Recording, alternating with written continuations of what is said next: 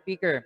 We all know that the nature and scope of work is changing rapidly, creating massive business challenges in the shadow of broader political and social shifts. Our first speaker will help you to create an initiative in automation and its impact on jobs and different segments of the workplace. Mismatch between skill demand and supply, including demographic factors and geographic differences across places. Also evolving labor models and including the gig economy and remote work in the aftermath of the COVID-19 pandemic. Okay. So our first speaker is Ms. Lisa Pulido. She will be talking about the hybrid workforce managing the future of work. Okay. So Lisa brings with her more than 33 years of solid experience in HR leadership, people management, and technical consultancy, working in diverse industries including NGO, Parents Alternative, or government sectors, Bacolor Pampanga LGU, DNR, Presidential Commission on Good Government, Department of Finance, and was the Deputy Executive Director of OPAIA, or Office of President of the Republic of the Philippines. And of course, from the private sectors, Kamayan War, Bank of Florida, House of David Group, HBC, Fortaleza Corporation. She also holds a degree in economics from University of the Philippines. Now, to show us how to manage the future of work, let's welcome Ms. Liza Ocampo Pulido. Good morning, Liza. Good morning. Good morning, Jester, and good morning, everyone, to all the attendees, and I'm assuming all HR professionals and students. I'm so glad to hear that we have students amidst our learning sessions in the next 2 days. Yeah, we were able to reach actually even students from this event. Okay, so lead the way. You may now share your screen All right. for your Blender session. Let me just do this. So while we have our first Blender session sharing her slides, okay, let's get the slides now. So the floor is yours, Lisa. All right. Okay, once again, good morning, everyone. Oh my God, being the first speaker now, I'm a bit pressured to really get you on board so that you will really stay on for the next 2 days of learning sessions. We're really glad that Jester and his team were able to bring this possible, no? To organize the third Philippine HR Assembly. So I'm seeing at CPHR's Facebook Live, we're already almost more than 370 are viewing this seminar. So without further ado, I would like to proceed on the first session of today. We'll be talking about hybrid workforce, and I'm sure a lot of us have been hearing about working hybrid. So hence, possibly the question of how do we really manage the future of work that now that this COVID, the pandemic has really changed us on how we are doing business. Okay, so actually yesterday, the statistics show that the COVID infections is already at 6,000. We are back in April, we were actually, we went even as far as 15,000 for infections a day. It is really unfortunate that the Philippines is once again posting record number new cases of coronavirus infections, even as we are still rolling out our vaccination programs.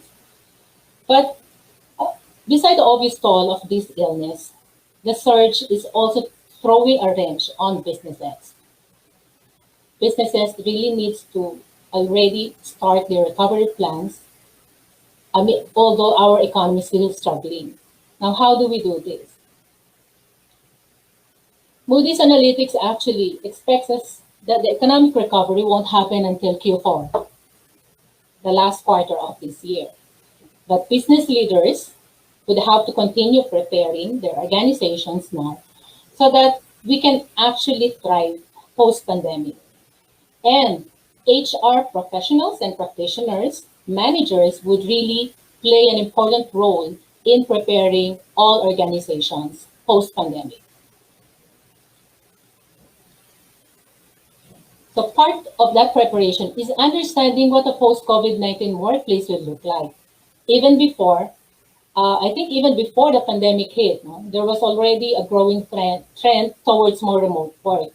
And if some of you are familiar that we actually, there was, our government has issued Republic Act 11165, the Telecommuting Act, but that was actually in response to the growing traffic situation in Metro Manila in particular, where the government has encouraged the public sector to really embrace a flexible working arrangement or telecommuting. But the COVID-19 has really pushed everybody, pushed businesses to confront the situation of having flexible working arrangements.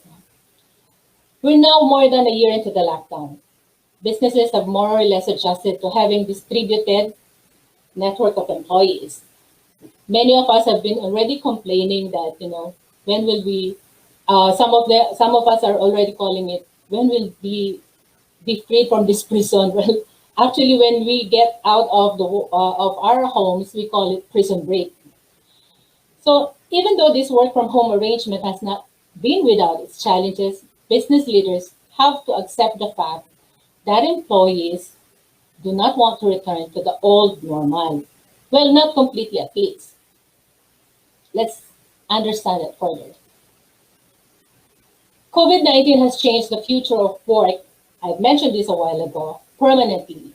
At Hortalasa Corporation, our company, we have seen, in fact, 2 years worth of digital transformation in 2 months. How so? One of our subsidiaries was forced to really close some of our stores, physical stores, because we were in retail, most malls were closed.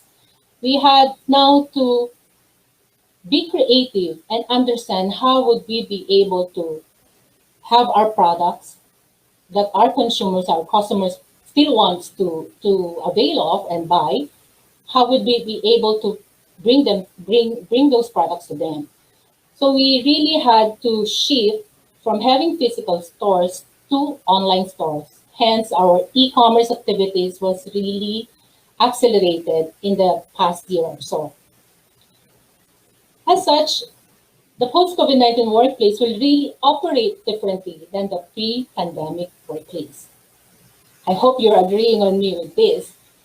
So my question to the audience, to the listeners, what will be your post-pandemic office plan? Do you already have one? If not, let's think and let's discuss about it. Will you be returning to an office-centric culture like what Amazon has announced?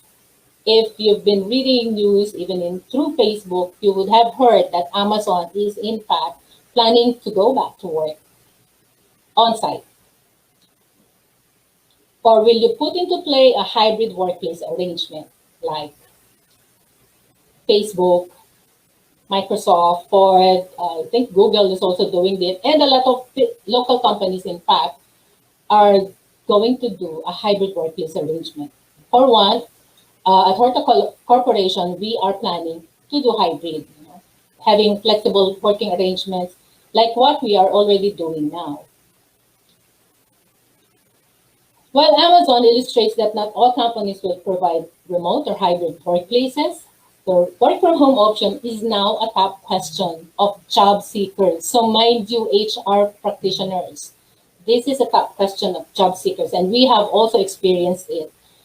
We've lost some good candidates when they start asking us, are they required to report for work for on-site? Because we are still looking at a hybrid situation, some candidates are really looking at purely or complete work from home setups. Hence, this COVID-19 pandemic really has changed how employees and employers think about the office and office attendance. Remember, office and office attendance. This is now the new hashtag of HR. Hybrid work is the new normal. How so? But what exactly is a hybrid workplace or workforce, you might be asking yourselves now? Is it your home or your home office or your office?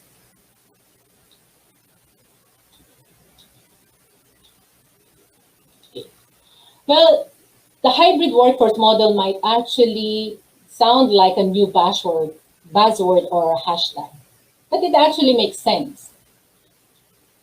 It's a flexible, a fusion, or a combination work arrangement that incorporates employees who work in a single central location, such as your office, your store, or your warehouse, or employees who work remotely and employees who alternate between in-office and remote work. Again, that might sound like a fancy way to refer what's happened as a result of the COVID-19 pandemic. Companies shifting to a remote work format whenever and wherever possible. We also experienced that because right after when the lockdown, when the ECQs was lifted, we automatically decided to come back to work. Then we experienced the second surge of the pandemic. Again, we went into a semi-remote and semi-in-office. That is what I was talking about, that companies have a tendency now to shift to a remote work format wherever possible. However, this hybrid workforce model is more deliberate. It should be more deliberate than the emergency measures we have taken as a result of the pandemic. We should stop reacting to an outside imposed need for remote work. It should be a proactive plan driven by a combination of factors, which includes employee well-being and business performance. So again, I would like to highlight this and repeat that if you are planning to go into a hybrid workforce model, it should be planned out. It should be a proactive plan. It should not be reactionary. Under the hybrid workforce model, employees would share ownership of the hybrid work decisions. The question of where and when work gets done will be determined by what makes the most sense to drive the highest level of productivity and engagement. So this is where the goals or objectives of both business and the employees would really form part. That's why I'm saying that it should be a shared ownership. There should be shared ownership in this for it to really work. So my question to you is, where do you want to work from in 2021, this year, and the next coming years? Will you be, like Chris heard on LinkedIn said, would you want to work full-time remote? Would you want to work at the office full-time, on-site? Would you be an in-person employee? Or would you do hybrid mostly remote or hybrid mostly office? So these are your options, and these are the questions most of our employees are now asking. And most job seekers actually, in fact, are also asking when they are accepting or choosing options for companies to work from.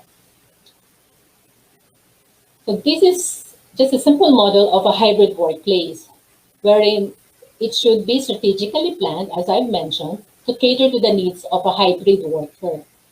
It might have some different situations, like you have an office where everybody can work at the same place at the same time, or the different place at the same time.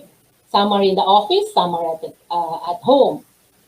And there may be the office working at different times. So all in all, it must be an agile micro community in itself, where it can promote the idea of co-working, co-living, and co-play. So co-work, co-live, and co-play.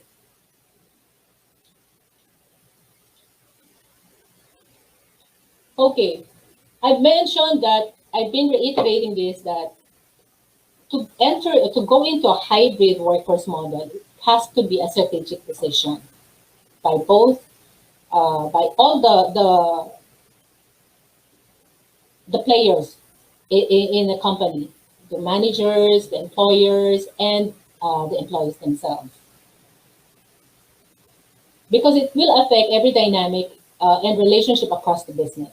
But doing it well involves much more than simply drawing a line down the middle of the calendar, because this is the common tendency of managers and companies in the past few months or past few years. They would only divide the flexible working arrangement, like some of you would be working at home MWF, and then Tuesday, Thursday, you'd be at office. A hybrid workforce model is more than that. It's not just splitting up or dividing job roles and splitting them between remote and in-person work. It takes assessing the costs, the benefits, and desired outcomes for your people and your business, and then creating a plan that minimizes the costs, maximizes the benefits, and achieves the result you want. So what are the top benefits of a hybrid workforce? Probably you're saying that, oh, Miss Lisa, you were saying that we need that the hybrid workforce is already something that we need to address. And if we need to address it, we need to plan for it strategically. But what exactly are the benefits of a hybrid workforce? Should we really go for it or not? Let's see what the benefits of a hybrid workforce are. One, it gives you additional flexibility that can lead to satisfied employees. Do I hear yes there? So, while employees might not have a choice about their working arrangements right now, many want the possibility of working remotely at least some of the time. Because I know me for example, I really don't want to be just cooped up at home doing my work there. I also want to be able to step out, be at the office, and socialize when it's already allowed. So, but that's not just a trend brought on by the pandemic. As I've mentioned a while ago in a pre-pandemic survey by Indeed, 40% of employees said that they'd consider a pay cut in exchange for the option to work remotely. So I asked myself about this when I read about this survey, and I said, yeah, it makes sense. I can't forgo part of my salary if I would also be saving some of my expenses like gasoline, traveling, time, not only the expense, and all the stress that we get when we're driving through EDSA or traveling through EDSA. Certainly, remote work during the pandemic has its challenges, as I've said. Employees may be juggling distractions like childcare, limited privacy. I hope may mga gumawa na kaya sa inyo dito na laptop habang nagpa-plancha, or feeling lonely due to social distancing. The fact that we were unable to really relate socially with our friends, with our coworkers during the pandemic has brought a lot of mental and emotional distress among our employees, to everybody, in fact. But despite all that, employees I think there's a growing number of employees that have gotten a taste of the independence and flexibility that remote work offers, and they want to keep it. And for businesses, they've also found out that, there were a lot of businesses that were a bit worried before in implementing the telecommuting act and allowing flexible work arrangement. But this pandemic has forced that situation to us. And now we've seen both business and both employees, we've seen that it can actually work. Because in fact, when we were forced to do so, we made it happen. We made it work. So two, hybrid workforces help save money and increase productivity. How so? Besides employee satisfaction, remote work offers tangible savings for organizations and measurable increases in productivity.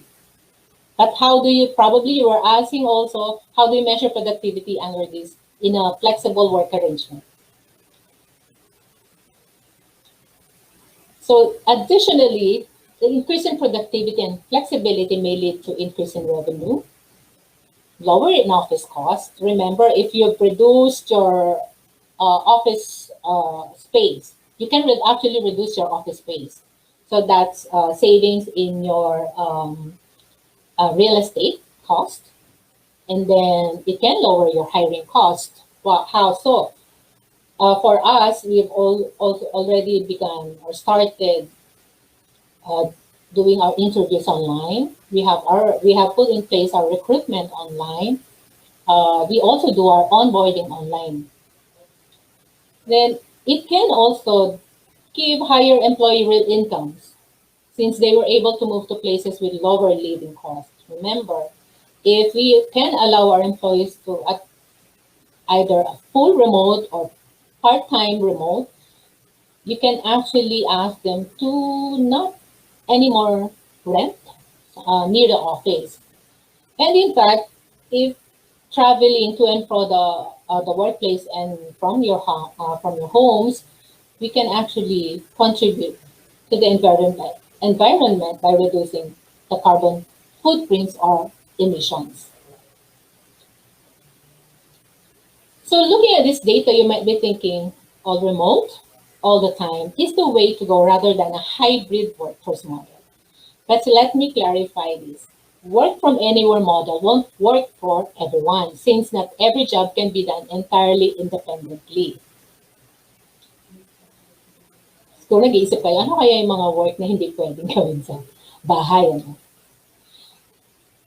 You may try some of these initiatives for getting the most out of flexible work arrangements. In-office work provides strong foundation of success for remote work programs. It may mean getting a few years experience. If your company is hasn't yet gone into flexible work arrangement, you can actually start off by splitting time between in-person and remote work to get both support and independence and a bit of a practice for everybody on how to get to be in that situation. Or transition to remote options gradually so teams have the time to adjust their processes and work out the kinks. In our company, we've started reviewing our policies and procedures because we want to adjust some of our processes to where we are now of having flexible work arrangements because we understand that not all the existing policies and processes are actually there applicable to the current situation. You also need to use technology to help teams work collaboratively. As we all know, under this pandemic, when everybody was forced to work, everybody was working online. We were all doing video conferences, Zoom meetings, Google Meets, MS Teams, you name it, Messenger.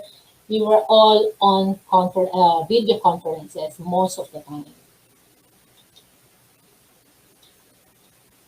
So what are the main challenges? We've discussed about benefits of a hybrid workforce. Now let's talk about the challenges of managing a hybrid workforce so that we can weigh it. Will there be more positives or more challenges? Differing home situations create inequalities. Employers, like most companies, would need to address. While remote work has a lot of advantages, work from home environments are not created equal. I'm sure some of you have experienced that. Not every employee can work remotely, and not every job will be a good fit for remote work. So what are these situations that I'm talking about? About half of respondents in a survey were able to work from home at 80% under the Stanford Institute of Economic Policy Research. 30% of respondents were not able to work from home at all. Ano kaya yung mga situations nila? Bakit sila hindi nakapag-work from home efficiently? And then the study also showed that the more educated and higher earning employees were more likely to work from home. So maybe you can ask yourself this question. What's your biggest struggle with working remotely? Are you part of the top 20% of collaboration and communication is their main issue? Or you're the other 20% who's feeling lonely at working remotely? Or not being able to unplug? Yung kahit anong oras na tinatawagan ka ng mga coworkers and staff or your bosses.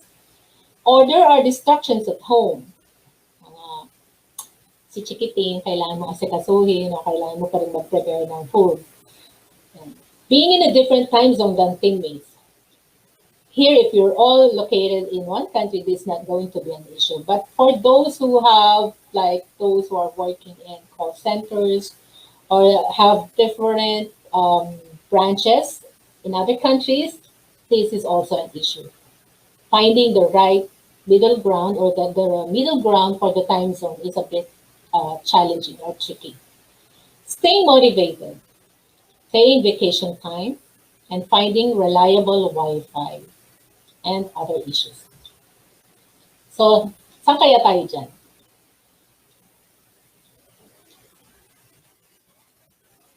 So as you consider a hybrid workforce model, think about how your business can actually offer tools or resources to help smooth out any socioeconomic inequalities and help your hybrid workforce be successful remote workers. When we also, after the government has announced the lockdown way back in March 2020, while most of us were able to be online the next day because all we had to do was announce our employees to bring home their laptops. We were fortunate that prior the pandemic, in fact, we've started our digitalization effort, and our headquarters was set up in a way that we're all on laptops. Our office setup is very open, very fluid, and our IT has started working and boosting our connectivity, that even we're off-site, we can actually connect to our working systems at the office.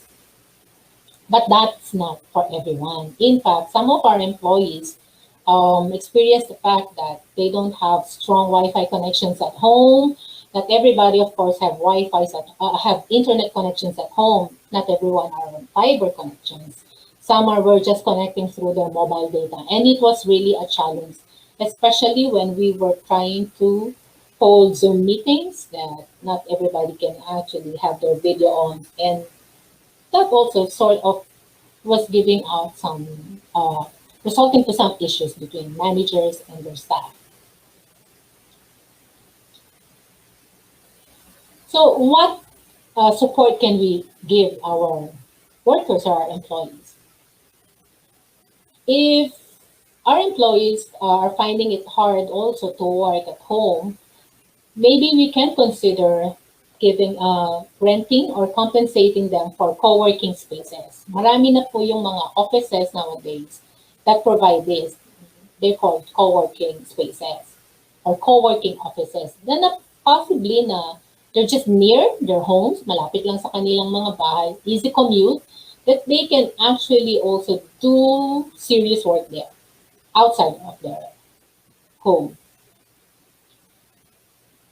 So these are example of co-working spaces. It's a workspace that inspires. Sarap magtrabaho dun yun. Okay, paying for remote workers high-speed internet. If you've considered already providing them,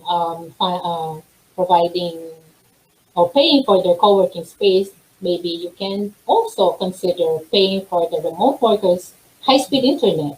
You know? This is part of the actually part of the ticking inequality time bomb between those who have been able to work remotely during the pandemic and those who haven't as the economy recovers. Kasi sila yung walang access sa digital economy. And we don't want them to be left behind. Yes, I've seen one comment that work from home setup is still a challenge, especially in provincial areas. And I so agree because unfortunately, the telecommunication infrastructure in the Philippines is not yet that good. While some of our near neighboring countries are already on 5G, we're still struggling to have that 4G in effect all over the country. Providing adequate communication, project management, and other softwares. Productivity can't happen without the right tools. So I'm trying to give emphasis to this as HR managers. We should be part of pushing for this to provide productivity tools to our employees. And when I say productivity tools, meaning the right productivity tools, because there is gazillion of productivity tools out there, software, project management tools, but it's just a matter of finding the right fit for your needs and for your company. In fact, there are a lot of freewares that we can actually use. You don't really have to spend much for it. So these are sample project tools. There is Trello, Asana. Asana has a big part of it that is free. You can actually use it to organize. If your company is on Microsoft, MS Teams, you can actually use it. There's Basecamp, right, etc. So allowing remote workers to work outside the normal 9 a.m. to 5 p.m. schedule. It takes coordination to make sure your employees have overlapping schedules as well when they need to collaborate, and an emphasis on balance to avoid an always on culture. I have always been espousing about this, encouraging particularly HR managers to encourage other managers in embracing time chunking, like setting up, like for me, I do check-ins and check-outs with my HR team and other my digital team, and then the rest of the day, I really don't mind where they work or how they work, for as long as uh, we agreed and they deliver on the agreed outcomes and outputs at the end of the day or at the end of the week, at the end of the month. It really depends on your agreement. So it's really not good to be demanding on our employees who are at home working that their cameras are always on, their laptops are always on.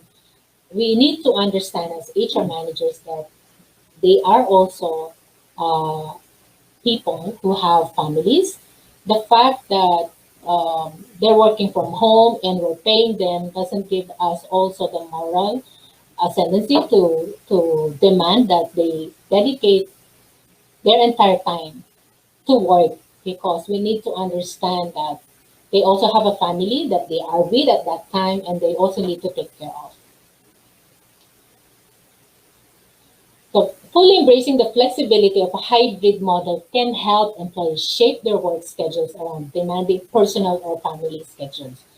If it is correctly and strategically planned, you can actually shape your work around whatever demands that you have, personal, family schedules, and work schedules.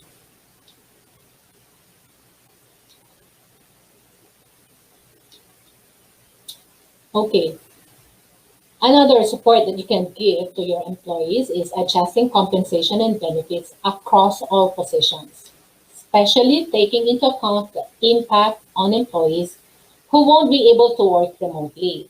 Of course, we all want that salary increase. Sino bang ayaw, di ba? So at the heart of a hybrid workforce model are the ideas of shared ownership and trust. I can't reiterate this enough. The idea of shared ownership and trust, which helps organizations break down long held beliefs and potential myths about where and how work gets done most effectively. I will have to say it won't work unless employers commit to both employee experiences. When I say both employee experiences, I'm talking about the in-person, the on-site workers, and the remote workers. As such, the shift to a hybrid workforce should not be superficial. As I've been saying and again and again, it must be strategic, it must be cultural, and it also has to happen. The operational shift also has to happen. So there are three factors: strategic, cultural, and operational. To combat a superficial shift, the leadership must walk the walk. It's not walk the talk, it's walk the walk. So here are some suggestions for how leaders and managers can help everyone commit to the hybrid model. So my question to the HR managers here, ask yourself, have you done work from home, or are you the type of you always want to be also in the office? You will have to create new ways to engage informally with your employees by defining and embracing new behaviors that are observable to all, and by deliberately making space for virtual employees to engage in informal interactions. Leaders can facilitate social cohesion and trust building. Here at Fortaleza, during the pandemic, what we did was, because we understand that uh, that social interaction is still necessary, it's important, and it still has to happen. We we launched our HR online kumustahan, and we called it TikTok, with talk being spelled as TALK.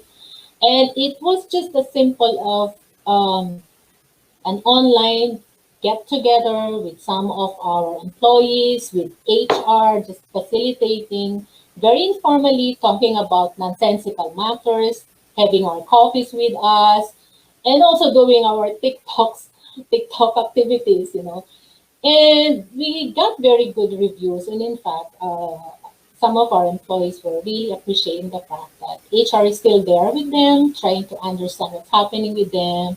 Yung mga tipong tanungan lang na, kumusta na? Ano na nangyayari? Kumusta yung pamilya mo? Talagang masaya sila. Natutuwa sila sa mga ganong activities. And also during the pandemic, we were also able to launch our talk space at Fortaleza.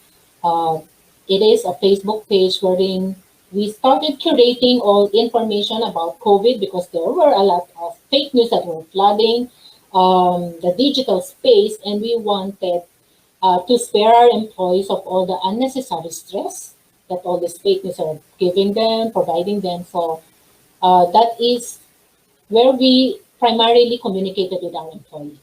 So that's actually important for social cohesion and trust building. So I said, let the leaders and managers walk the walk. We need to model the hybrid workforce. If us leaders and managers are always in the office, then that's a signal to employees that the headquarters or the head office is still the center of authority. And being there in person is the way to get ahead. So they might feel left out on their career development plans. So when leaders and managers also work remotely some of the time, then we can show that everyone can actually be productive and successful no matter where we work. So ako paminsan-minsan nag-out of office din ako. Then use in-person interactions strategically. Once it's safe to have them, in-person interactions have the potential to cement teams and organizations together and enrich culture. In fact, here at the office, noong December, we already had a small gathering here. Although we still observe social distancing, we were very conscious about wearing face masks, face shield, daily disinfecting of our office premises, etc. But who's not excited to be, once most of us are vaccinated and the Philippines have achieved that herd immunity, that we would be able to already breathe the clean air and be at the office without our masks. So how do you exactly develop a successful hybrid workforce? I'm going to rush a bit here because I know I might be running a bit of time. So reimagine how work gets done. Managing a hybrid workforce is going to take more trust and creative management strategies. Again, the idea of a shared ownership and trust, which helps organizations break down the long-held beliefs and needs of how work gets done most effectively. At some point, we really need to establish trust with our employees. Yung madalas na iniisip natin, bakit kapag nag-Zoom tayo or video conference, they can't put their cameras online, live. Minsan iniisip siguro na ano tayo, what they call it, baka nagluluto, may ibang ginagawa. We have to at some point trust them. No? Okay, I'm asking you again the following questions. Does the employee have to be physically present to perform all duties when you plan for your hybrid workplace model? Because there are positions that cannot, like those who operate equipment on site, like special machineries, or those that have to do face-to-face interactions with customers, may limit the possibility for remote work. Can your organization invest in better equipment or technological tools? Can you actually provide them with strong internet connection for them to work remotely? And then, does the work being done rely on collaboration or coordination? Because if it does, then they need to be at the office. Then there are parts of some tasks or positions that some of the work can actually be partially done at the office, that this coordination and some can be done at the home office. How will you go about figuring what hybrid scheduling works best for your employees? Just there may be some combinations, fully remote for some, remote for a few days a week, remote on alternating days, or remote on alternating weeks. Consider too how you will measure performance and productivity moving forward, because this is also important. But the usual productivity measures may not be applicable anymore, because in a hybrid workforce model, outputs is the very important measure of performance. As I said, attendance is the only thing that defines a good employee. I'm sure you all know about this. Okay, so just to expand our definition of remote and our communication, just want to focus on this, that remote doesn't just mean physical distance. These are the three types of when you say remote collaboration. One, of course, is physical, the place and the time. Operational, that's your team size, your bandwidth, and skill levels. But this is the most important one. Affinity, values, trust, and interdependence. The best way for managers, according to Harvard Business Review, for managers to drive team performance is by focusing on reducing, number 3, affinity distance. How so? Building trust, uniting individuals and teams with a shared purpose, and being more intentional, calls rather than just voice calls, for example, increases the collaborative and cultural ties. So here are other helpful communication and team building strategies. Clearly communicate your company vision, mission. Of course, all HR are doing this during their onboarding. Create a standard process for communicating issues. Take time zone variations. Provide remote employees with the right communication and collaboration tools to streamline workforce. There's a lot of going on, like Viber, there's Messenger, there's MS Teams. Some are even having their own communication platforms, file sharing apps, and project management software. Include remote employees in any team meetings. Out of sight doesn't mean out of mind. Hold virtual team building activities where everybody can participate, in office, out office, remote workers. Just would like to emphasize this, that employees want hybrid work, not digital exhaustion. So we don't need to always ask them to be online, meeting with us, talking with them. At some point, you need to let them go and just tell them to do exactly what they need to do. So part of it also, of course, when you are managing the outcomes and also managing their performance, you also have to reward them, consider rewarding. Okay, so you can actually just ask your employees, you can actually ask them directly what would be equitable across the positions, no, to increase the flexibility and choice for those who can work remotely. That's for on-site. But you also need, these are just some examples, paid transportation, paid lunches, paid time off, floating holidays, flexible working hours outside the traditional 8 to 5, paid childcare. But now let's proceed for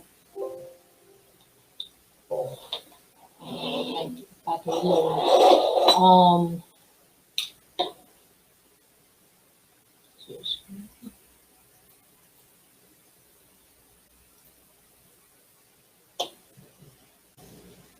having a bit of, okay.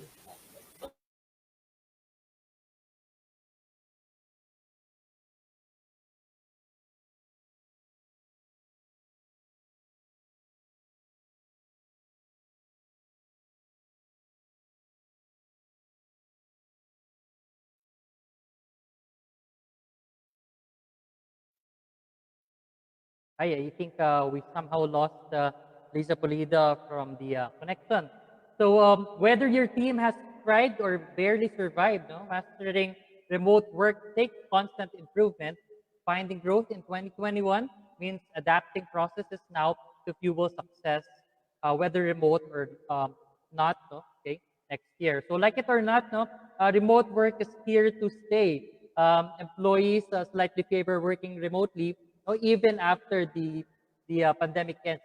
Actually, according to Gallup, 59% of employees doing their jobs from home during the COVID-19 would actually prefer to continue working remotely, while 41% would like to return to the office post-pandemic. So I guess it's up to the management team if they're going to adapt a hybrid or a flexible working arrangement so that the company can also support the needs of the employees. No, of course, while managing the productivity of the employees. Now, perhaps we can entertain one question here Question. before we end the first plenary session. Okay, so we have a question here from Stephanie Angeles Vallejo. So how would HR evaluate employees' performance remotely?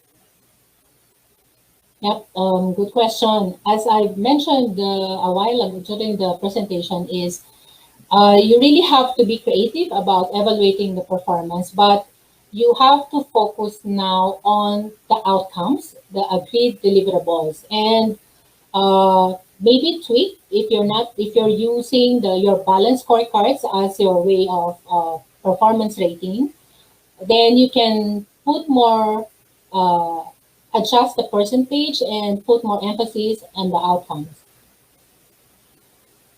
Right. Thank you very much, Lisa, for that. No?